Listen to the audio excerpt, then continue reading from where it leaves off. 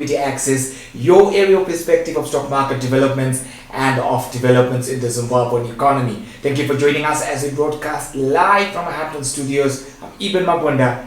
Let's get started. Edgars today issued results for the half year ended 7 July 2019, in the which the revenue scaled 96% to $62.9 million against a prior year performance of $32.1 million in the comparative period. The growth was despite a 17% decline where their sales volumes are concerned. Now, to get into the tinsellinces of the performance, the group inventory scaled 123% in terms of value, despite, of course, a decline where the volumes are concerned. Profit after tax scaled 594% to $13.6 million against a prior performance of $1.9 million.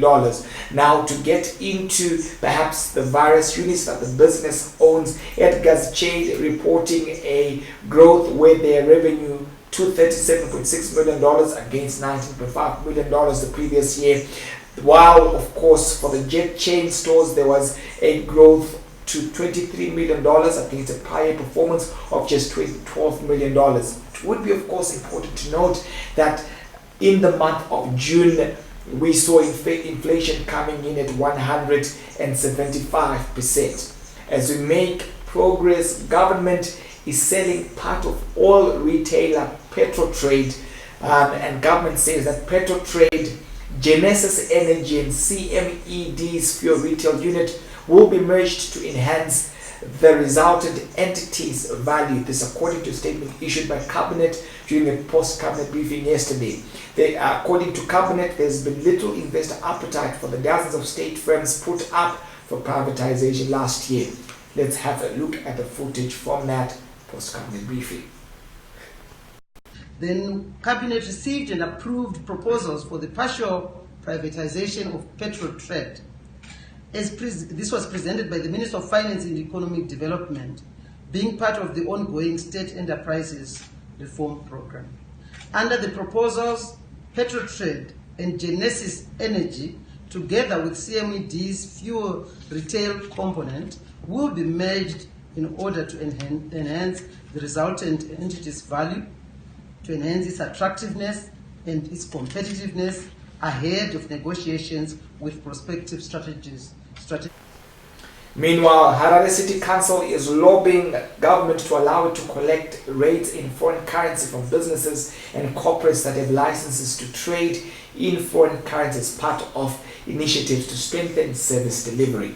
The facility has been granted to the Zimbabwe Revenue Authority, where businesses that are trading in the multi-currencies remit the taxes in the same currency in which the goods have been sold. Speaking at the State of the City address yesterday, Harare Mayor Herbert Gomba said the move would enable them to procure plant and equipment that require foreign currency. Now, of course, this is a development that is coming at a point where the nation is grappling with foreign currency concerns, as well as, of course, the introduction of a monocurrency earlier on in the year. We saw the elimination of the multi-currency regime that had been in effect for a good 10 years.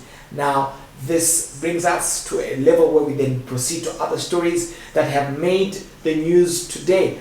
There is an interesting development to the effect that ASA Resources is seeking to conclude the disposal of its 74% stake in BNC, Bendera Nickel Corporation, which is Zimbabwe's largest nickel producer at the moment. Tongaat Hulett again is set to meet another deadline for the publication of its results. This would be another extension given what has been previously stated. This comes as a reporting scandal has affected the parent Tongaat Hulett, which is listed on the Johannesburg Stock Exchange, after it emerged that their results had been fabricated. Resultantly, the parent is suspended from trading on the Johannesburg Stock Exchange. Now, this concludes our evening news bulletin. Thank you for watching. Don't forget to like, subscribe, follow us on Twitter, Facebook, and to visit our informative website www.EquityAxis.net. From the EquityAxis team and I, Danke and ciao. climbing to the top takes more than just hard work and smart choices.